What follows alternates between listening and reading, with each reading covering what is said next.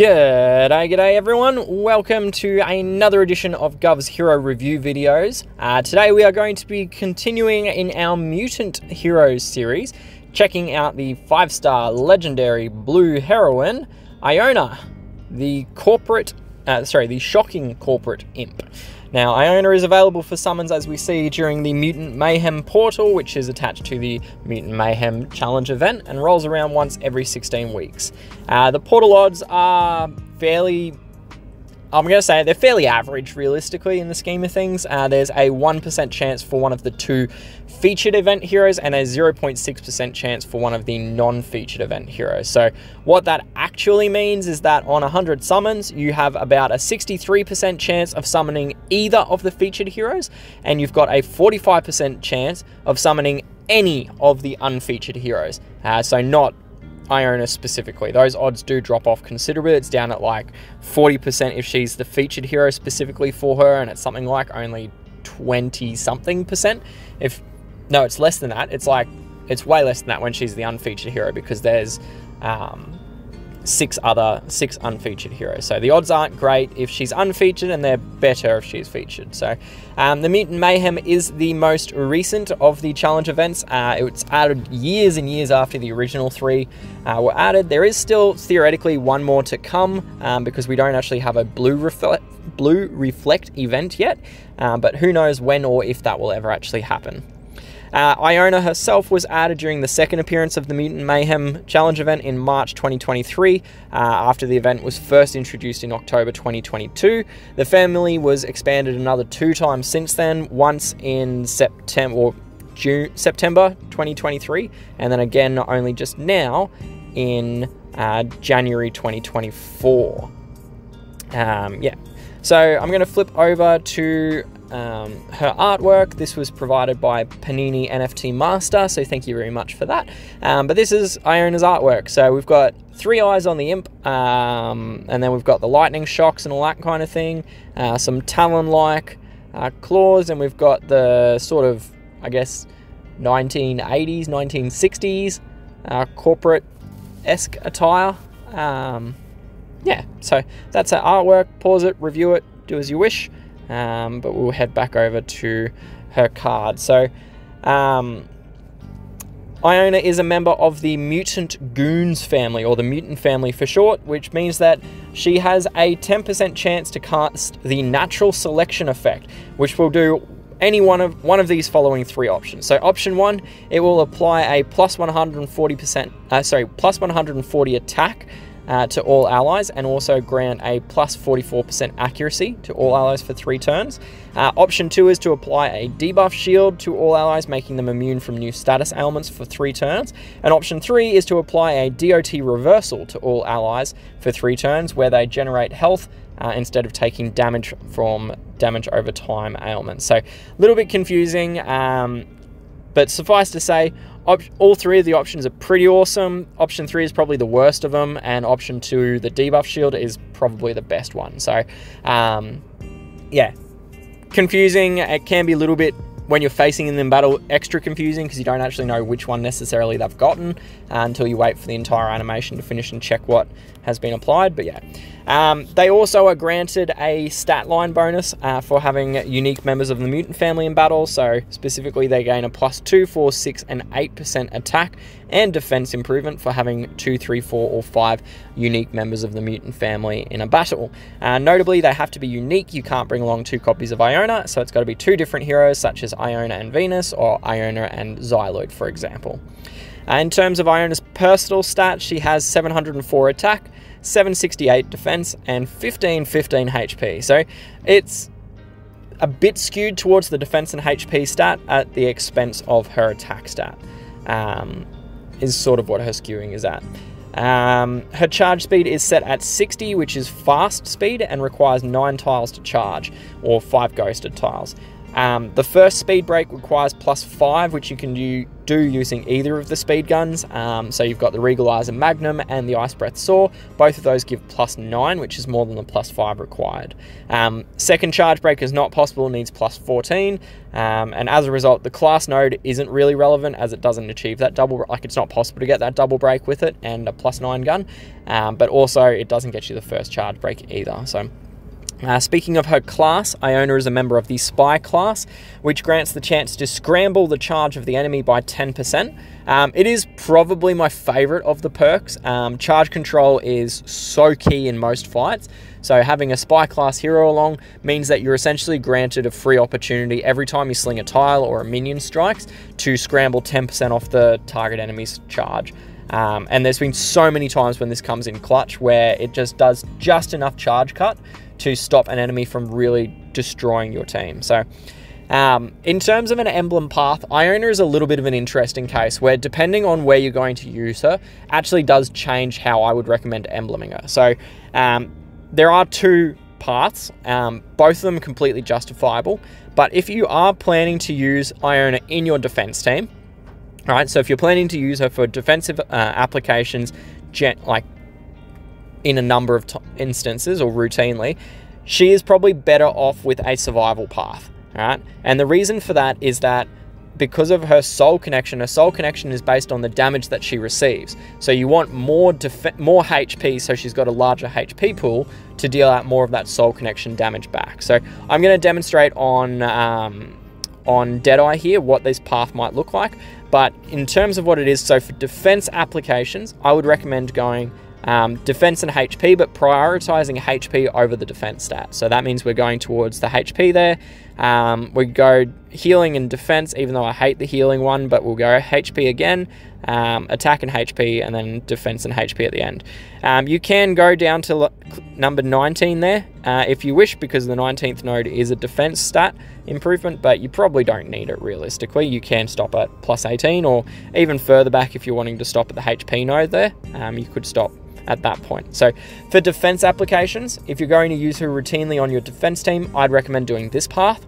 However, if you are not planning on using her in your defense team, very much, if at all, because you've got better defensive blue heroes, I would actually go the attack route. I'd flip it over, because what you're wanting to do in attack situations is just maximize her damage output, because realistically, the soul connection is not nearly as powerful when Iona is in the attack team as compared to when it's in the defense team.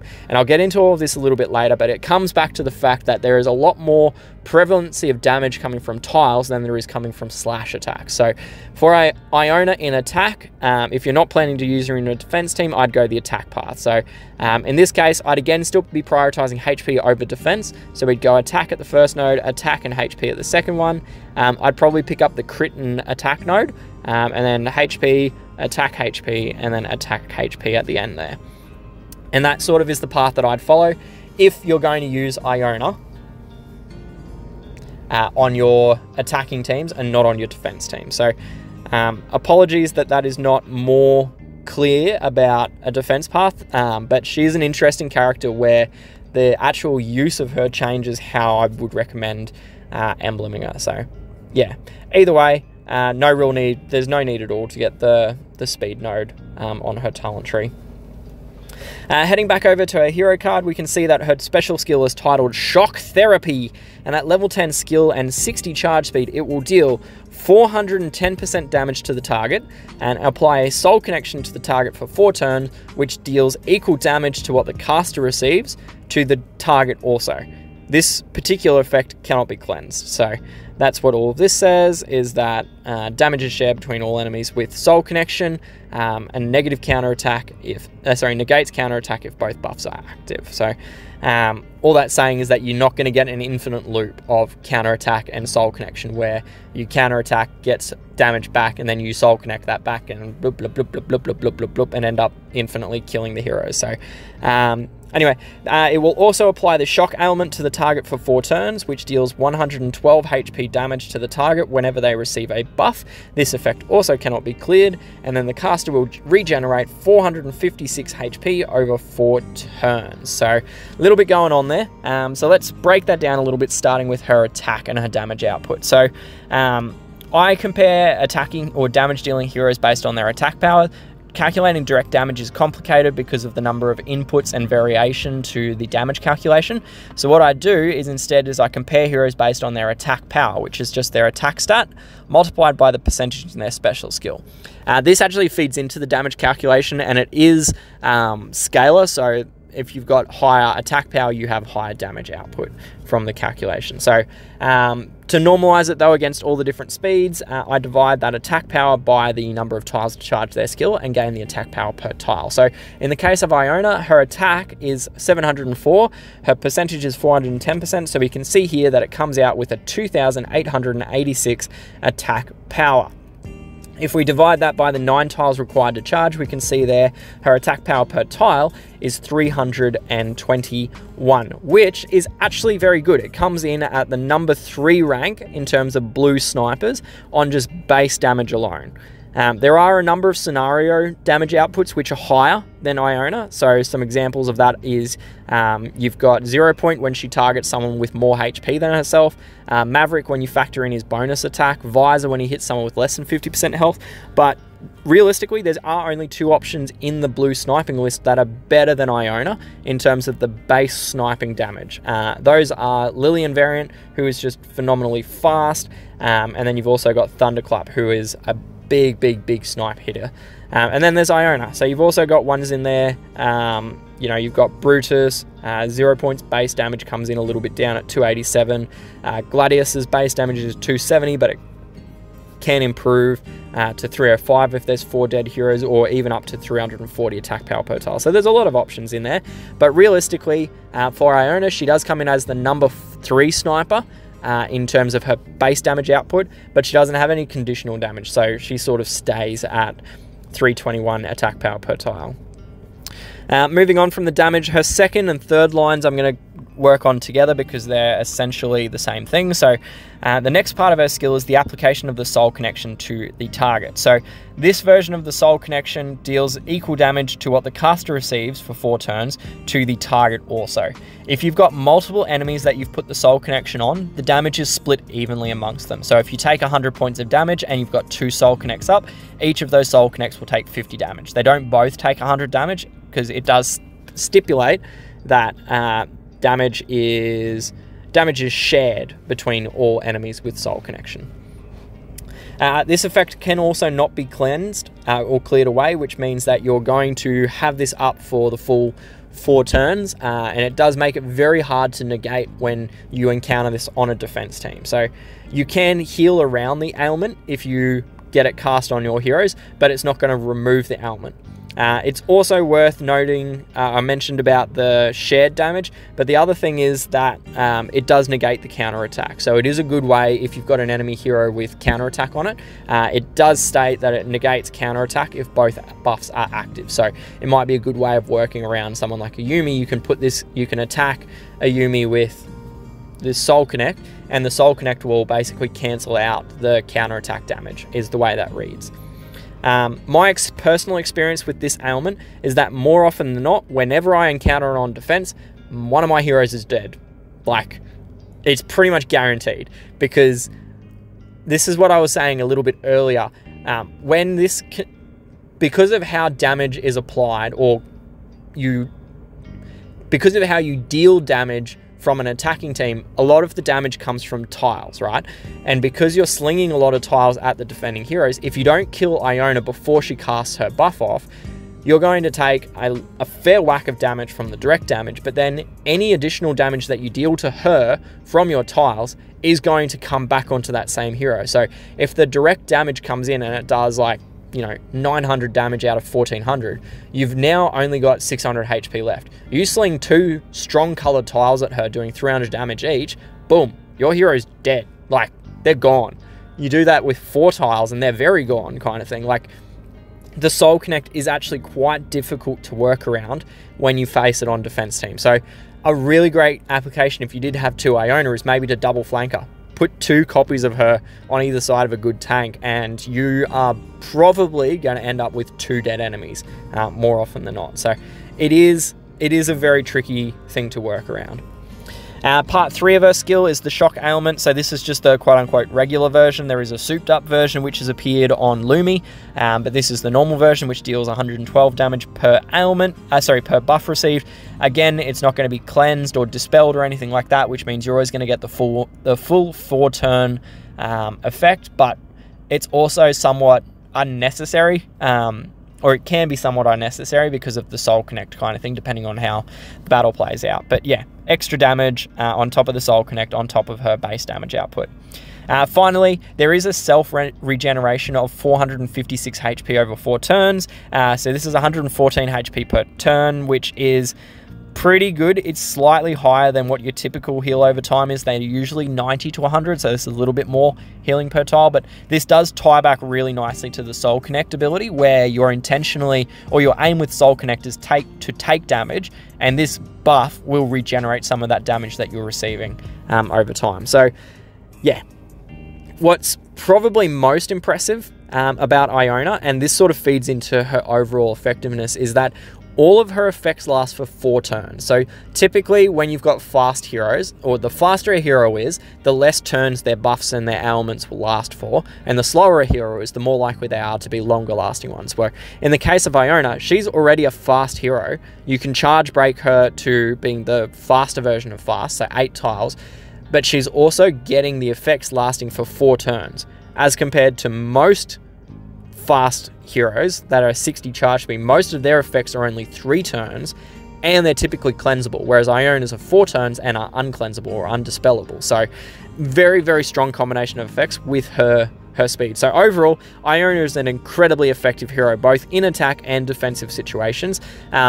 Defense specifically, because of how the Soul Connect works and the damage from tiles is so prevalent, that it means that you're very likely, if you put her on your defense team, to be resulting in 1 dead enemy at the very least, if not 2 or more, just from the Soul Connect. So I do think that SGG probably went a little bit far with Iona. I don't think she needed to have both 4 turns and uncleansable. I think one or the other, and it would have been a bit more balanced. But overall, extremely effective as a hero. So for Iona's grading, I'm going to give her an A grade for war and raid attack situations. She has phenomenal damage output and a lot of versatility with the Soul Connect. For war machines, I'm going to drop that just to a B grade, and the main reason for that is that she does have a good attack output, but you're not getting the benefit from things like the Soul Connect and that kind of thing to make an enemy dead. For eventing, I'm going to give her a C+. Snipers are typically not very good for event competition. They can work okay for completion, but again, she's operating on the principle of taking damage to give damage, which is in the opposite of what you need for event high scoring. You want to minimize the damage you take. For war and raid defenses, I'm going to give her an A grade for war and raid defense. She is probably workable in any position. I'd probably put her at flank as being her best spot, but because of her speed, she could even work as a tank, and she can definitely work as a wing. For bloody battles, I'm going to give her an A grade for attack and A- for defense. She does lose a little bit of her effectiveness because of the heal over time disappearing, but on the flip side of it as well, the opposing heroes can't regenerate any HP to get away from the Soul Connect, so it sort of balances out a little bit. On buff boosters, I'm going to give her an A grade for attack and an A- for defense. She does create 1 buff for herself, but only 1 buff. Actually, I think it's 2, because I think the Soul Connect actually sits on her as a buff. But anyway, the charged attack, I'm also going to give her I'm going to drop her down a little bit to an A- for attack and an A- for defense. So she is still very effective, but she doesn't gain much of a speed improvement under these settings. So overall, that comes in at a B+ for her attack grade and an A- for her overall defense grade. And that concludes the content that I have for this review of Iona. As always, these are just my personal feelings about these heroes. I do love hearing your thoughts and feedback on them, so please jump down to the comments section. I love reading your thoughts, and I try to reply to as many of as I can.